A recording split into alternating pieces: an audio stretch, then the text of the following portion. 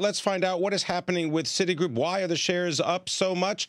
Let's bring in an expert to try to shed some light on this situation. We have Anton Schutz of Mendon Capital Advisors and also Jim Glickenhaus of Glickenhaus Co. Gentlemen, welcome to Taking Stock. Welcome to Bloomberg. Let me start with you, Anton. I mean, what's the reason for Citigroup's rise? Has anything really changed in the fortunes of the bank?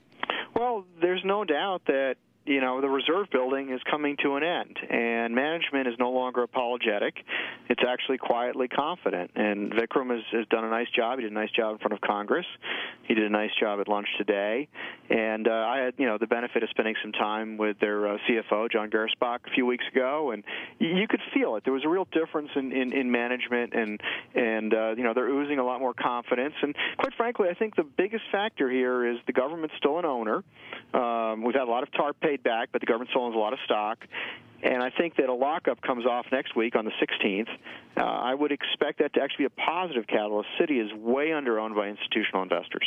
Yeah, but if the government sells its shares, help me through the math here. I mean, isn't that going to be dilutive? I mean, isn't that just going to be a massive supply that comes on the market? And, well, I mean, they've got to generate some demand. And under $5 a share, most mutual fund managers can't touch the stock. Well, that's a wonderful comment you just made, and it's a perception. And, what's interesting is when I talk to IR and management at Citi, they say they've yet to come across a single institutional investor that has said that it's a policy statement that they cannot own the stock. And, they're on the road quite a bit talking to investors. So I think it's a bit of a myth out there that it can't be owned by institutions. And quite frankly, I think it's sort of another one of those myths that's an excuse. But they've not found anybody who's not been able to own the stock because of where it trades. Jim Glickenhaus, let me bring you on this topic. I mean, what do you think? I mean, under $5 a share, big institutional investors going to step up and start buying? Well, I think what's happening is it's a no-brainer the market went up today. When you woke up, you knew it was going to go up. Because, why is that? Well, because you pick up the papers and you see that money is flowing out of money market funds and into mutual funds. So by definition, these mutual funds have to buy something.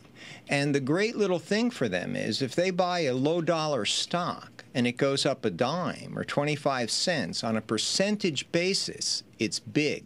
Also, something like Citigroup is very liquid. You can buy 1 billion shares of it if you need to in a day. So I think one thing that's driving this whole market is people are saying the world's not over.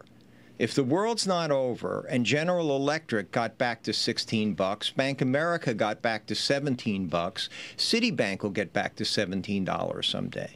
And they don't do the math, but they just think, it's the low-price stock, it's a big stock, things are getting better. The chairman told you they're getting better today. I mean, personally, I think what you're seeing is money driving the market rather than economic reality driving it. Anton Schutz, the math for Citigroup included what? Something like 1.25% return on assets, and the assumption is that assets at Citigroup are going to grow like 5% a year. Does that make sense? Well, it does for the core bank. I mean, they're clearly trying to run down the non-core businesses, and 5% growth per year is actually a modest expectation, but I think quite possible. And their global footprint is like no other. And the U.S. is experiencing some tepid growth, but the rest of the world, there's some pretty hot stuff going on in Asia, and they've got some envied locations around the world where growth is better. But, Anton, what was the whole thesis that you would be able to access this low-cost deposit base and do all these wonderful higher-yielding activities with that deposit base? Is that a strategy that's gone now? No, it's still a very important strategy. I think what happened under the old Citi is, they got lazy. And what I mean by they got lazy is they built up this balance sheet with some securities. They didn't worry about cost structure. The securities kind of masked the cost structure of the company. It doesn't cost anything to put a bunch of securities on the books. And, really, in crisis mode, they discovered that they had costs they could cut. I mean, the new Citigroup is down 100,000 employees. I mean, Vikram's accomplished quite a bit. All right, we're going to leave it there. I want to thank you very much. Anton Schutz coming to us from Mendon Capital, talking about Citigroup.